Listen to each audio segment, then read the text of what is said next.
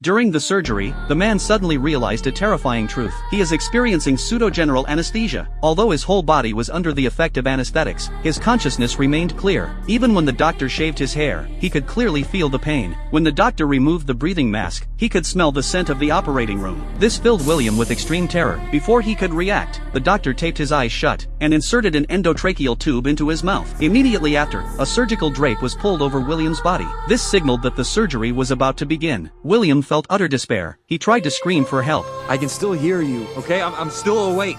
Alright, I'm not under yet. Look at the fucking monitors. Everyone. But it was all in vain. Those were just cries from the depths of his heart. The doctors could never hear them. Then the surgeon held the scalpel up to William. The moment the blade touched his body, William let out a heart-wrenching scream.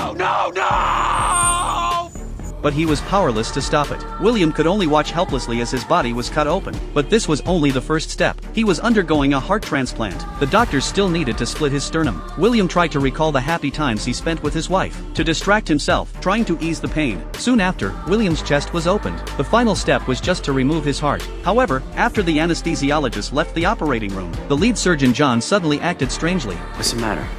You alright? I don't know if I can do this. What is the problem?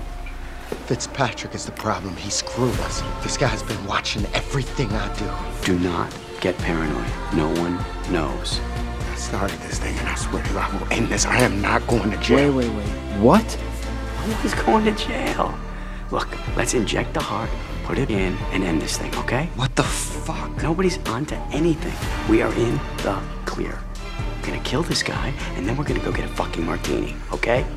By the time Larry walks back in here, he'll be toes up on the slab downstairs. After overhearing their conversation, William finally realized another horrifying fact. John, his best friend, intended to kill him. William could no longer stay calm. You gotta stand up, Clay. After relentless self-motivation, William miraculously regained consciousness. He immediately tore off the tape covering his eyes, reached out to touch his open chest, and pulled out the tube in his mouth. But when he got off the operating table, he witnessed an unbelievable sight. His own body was still lying on the operating table. It turned out that his soul had left his physical body. William had no other choice. He had to leave the ward first. He saw the anesthesiologist drinking alcohol. That man was an alcoholic. It was precisely because he drank before the operation that the anesthetic dosage was wrong, causing William to stay awake before falling into a coma. When William's soul appeared in front of his wife, he found that she didn't look worried at all. On the contrary, she was wearing an evil smile toward the operating room. William suddenly realized that the situation was far worse than he had imagined. To find the truth, he rushed into John's office. There was a group photo there. The medical team in the photo was exactly the group of people who had tried to kill him in the operating room. What was even more terrifying, his wife was among them. Just at that moment, he saw his wife put on a surgical gown and walk toward the operating room.